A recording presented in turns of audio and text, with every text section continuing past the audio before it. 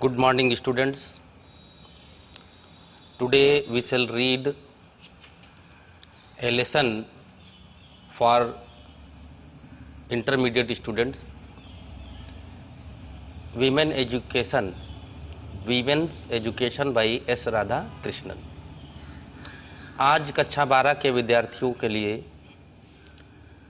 Women's education का lesson पढ़ाया जाएगा। ये बहुत ही इम्पॉर्टेंट लेसन है। डॉक्टर एस राधा कृष्णन के द्वारा लिखा हुआ ये लेसन है। इस लेसन में उन्होंने स्त्रियों की शिक्षा की वकालत की है, समर्थन किया है उनका, और बताया है कि किस तरह के अवसर हैं और हम अगर स्त्रियों को शिक्षित करेंगे तो उसका कितना बेनिफिट हमें मिलेगा, राष्ट्र को, समाज को। बहुत ही इंटरेस्टिंग है और बहुत ही बर्निंग टॉपिक भी कह सकते हैं। तो हर लिहाज से बहुत ही इम्पॉर्टेंट लेसन है।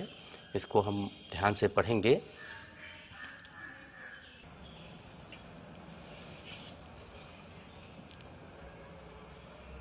तो देखें लेसन, टेक्स्ट देखेंगे। लेखक लेसन की शुरुआत करता है, you are living in an age, आप रह रहे हैं, इन एन एज, एक ऐसे युग में, व्हेन, जब, there are great opportunities for women in social work, कि जब स्त्रियों के लिए अपार अवसर हैं इन सोशल वर्क, सामाजिक कार्यों में, पब्लिक लाइफ एंड एडमिनिस्ट्रेशन माने प्रशासनिक क्षेत्रों में। तो शुरुआत करता है लेसन की और कहता है कि there are great opportunities for women in present age, वर्तमान युग में स्त्रियों के लिए हर क्षेत्र में अवसर उपलब्ध हैं। ठीक। दूसरा आगे कहता है, society requires women of discipline minds and restrained manners, कि समाज को आवश्यकता है वीमेन, स्त्रियों की, ऑफ डिसिप्लिन माइंड्स, अनुशासित मस्तिष्क वाली, एंड रिस्ट्रेन्ड मैनर्स, और जिनके हाव भाव रिस्ट्रेन्ड हो माने सीमित हो। Whatever line of work, आगे जारी रखता है अपनी बात लेखक, कहता है whatever line of work you undertake, कि आप कार्य के चाहे जो लाइन चुने, चाहे जो प्रोफेशन आप चुने, you should bring to it an honest, आपको इसे करना होगा एन ऑनेस्ट डिसिप्लिन माइंड, एक ईमानदार और अनुशासित मन से। यानी the writer is of the view that if you do any job, any work with an honest and discipline mind, एक ईमानदार और अनुशासित मन से यदि किसी कार्य को आप करेंगे, यू विल देन सक्सीड, तभी आपको सफलता मिलेगी, and have the Joy of your work, और आपको न केवल सफलता मिलेगी but you will enjoy the work you undertake, जो आप कार्य करते हैं वो उसका आप आनंद भी ले सकेंगे। ठीक। आगे कहता है, एक्चुअली इन आवर कंट्री, इस पैराग्राफ में लेखक वर्तमान समय में जो शिक्षा व्यवस्था है उसके बारे में चर्चा करेगा। एक्चुअली इन आवर कंट्री, लेखक लिखता है वास्तव में अगर बात करें इन आवर कंट्री, हमारे देश में, एजुकेशन, शिक्षा की, so far as girls education is concern, जहाँ तक स्त्री शिक्षा की बात है, स्त्री शिक्षा का संबंध है, इज कंसर्न माने संबंध है, is not wide spread enough. Writer is of the view that in our country education which is concern to the women is not wide spread enough. लेखक ये कहना चाहता है कि हमारे देश में जो स्त्रियों से संबंधित शिक्षा व्यवस्था है वो बहुत वाइड स्प्रेड नहीं है, यानी बहुत विस्तृत नहीं है। सो एवरी इंस्टीट्यूशन, इसलिए प्रत्येक इंस्टीट्यूशन, विच कंट्रीब्यूट्स, जो योगदान देती है, to the education of girls, लड़कियों की शिक्षा में, इज वर्दी ऑफ रिकग्निशन, उसे पहचान की आवश्यकता है, एंड एनकरेजमेंट, और प्रोत्साहन की जरूरत है।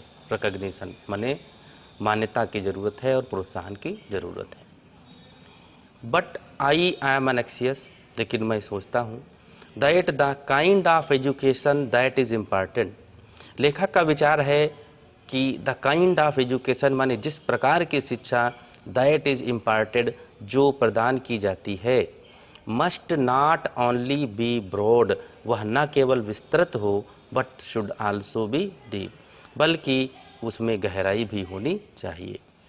We are lacking in depth, लेखक कहता है कि हम डेप्थ या गहराई में लैकिंग है, थोड़ी कमी रह जाती है, हमारी शिक्षा में पर्याप्त गहराई नहीं है।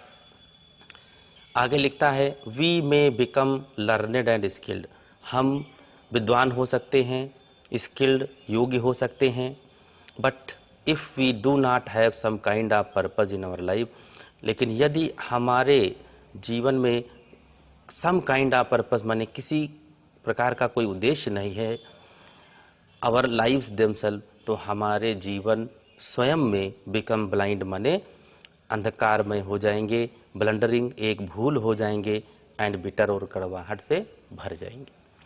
तो लेखक इस बात पर जोर देता है कि हमारी शिक्षा विस्तृत होनी चाहिए और साथ साथ गहरी भी होनी चाहिए। ठीक। दूसरे ये कहता है कि शिक्षा जारी रखने से पहले हमारे कुछ उद्देश्य भी होने चाहिए, एक उद्देश्य होना चाहिए। बिना उद्देश्य के हमारा जीवन ब्लाइंड है, ब्लंडरिंग है और बिटर है, कड़वाहट से भरा हुआ है। तो before we start education we should set a purpose in our life and then we should go to a certain course which is related to our purpose। हमें पहले अपना लक्ष्य निर्धारित करना चाहिए, तदुपरांत शिक्षा की प्राप्ति करनी चाहिए और उस लक्ष्य को प्राप्त करने का प्रयास करना चाहिए। बिना लक्ष्य के शिक्षा अंधकारमय है, एक भूल है और कड़वाहट से भरी है। ठीक है।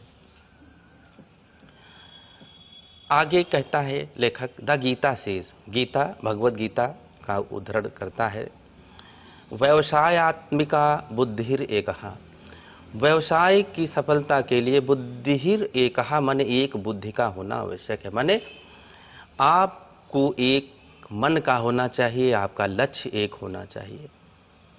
ठीक है। For a truly cultured mind, एक वास्तविक रूप से जो सुसंस्कृत मन है, there is a prepared mind कह सकते हैं, there is a single mindedness, एक लक्ष्य का होना चाहिए, एक मन का होना चाहिए। A dedication to a single purpose, आपका लक्ष्य एक होना चाहिए और आपका समर्पण भी उसी एकमात्र लक्ष्य के लिए होना चाहिए। क्योंकि फॉर द अनकल्चर्ड माइंड, जो सुसंस्कृत नहीं है, जो अव्यवस्थित मन वाले लोग हैं, अनकल्चर्ड हैं, द होल लाइफ, उनके लिए संपूर्ण जीवन ही स्कैटर्ड माने बिखरा हुआ होता है, इन मैनी डायरेक्शन, विविध दिशाओं में। और जब विविध लक्ष्य होते हैं तो हम किसी लक्ष्य में नहीं पहुंच पाते। ठीक। तो हमने चर्चा की कि शिक्षा के संबंध में माननीय राधा कृष्णन जी कहते हैं कि शिक्षा विस्तृत होनी चाहिए, गहराई होनी चाहिए और साथ साथ जोड़ते हैं कि शिक्षा का एक उद्देश्य भी होना चाहिए। अगर उद्देश्य एक नहीं है तो life is scattered in many direction, हमारा जीवन विविध दिशाओं में भटका हुआ होता है। आगे लिखता है बहुशाखा हेनान ताशका माने बहुशाखा हेनान ताशका माने अगर हम विविध लक्ष्य लेकर आगे बढ़ते हैं तो उसमें हानि ही होती है, उसमें कोई लाभ नहीं होता। देयरफॉर, इसलिए इट इज इसेंशियल, ये आवश्यक है, that the education which you acquire, कि जो एजुकेशन आप ले रहे हैं in these institution, in institutions में, शुड गिव यू, आपको दें, नॉट मेयरली लर्निंग, न केवल आपको लर्निंग दें माने ज्ञान दें, एंड स्किल और योग्यता दें, बट इंडो यू, बल्कि आपको प्रदान करें with A definite purpose in life. फिर से देखते हैं, देयरफॉर, इसलिए, इट इज इसेंशियल, ये आवश्यक है, that the education which you acquire, कि जो शिक्षा आप ग्रहण कर रहे हैं इन दीज इंस्टीट्यूशंस, इन संस्थाओं में, शुड गिव यू, वो आपको दे, नॉट मेयरली लर्निंग, न केवल आपको ज्ञान और योग्यता दे, बट इंडो यू, बल्कि साथ साथ प्रदान करे, यू माने आपको, with A definite purpose in life, एक उद्देश्य भी निश्चित करे। आगे लिखता है वाट दैट पर्पज इज, वो लक्ष्य क्या है, you have to define yourself, लक्ष्य आपको शिक्षा नहीं बताएगी, आपको खुद तय करना होगा। To define for yourself, यानी स्वयं तय करना होगा आपका लक्ष्य क्या है। Because you know yourself better, आप स्वयं को बेहतर जानते हैं, अपनी क्षमताओं को जानते हैं, तो अपनी क्षमता के अनुसार ही लक्ष्य का निर्धारण करना चाहिए। ऐसा विचार माननीय राधा कृष्णन जी कहते हैं। आगे है, इट इज सेड, यह कहा जाता है दैट कि विद्या गिव्स यू विवेका, कि विद्या से आपको विवेक की प्राप्ति होती है। विमर्श रूपनी विद्या gives you a sense of what is right, जो सोच विचार वाली है विमर्श रूपनी विद्या है, वो आपको सेंस माने एक समझ देती है ऑफ व्हाट इज राइट, कि क्या सही है। एंड हेल्प्स यू, और सहायता करती है यू आपकी, to avoid what is wrong, कि क्या गलत है, यानी गलत को त्यागने की और सही को अपनाने की शिक्षा देती है। यू मस्ट ट्राई, इसलिए आपको अवश्य ही प्रयत्न करना चाहिए। देयरफॉर, इसलिए आपको अवश्य ही प्रयत्न करना चाहिए। टू फाइंड आउट, यह पता लगाने का, what is required of you in this generation, कि इस पीढ़ी आपसे, ये पीढ़ी आपसे क्या चाहती, what is required of you in this generation, यानी आप इस पीढ़ी को क्या दे सकते हैं।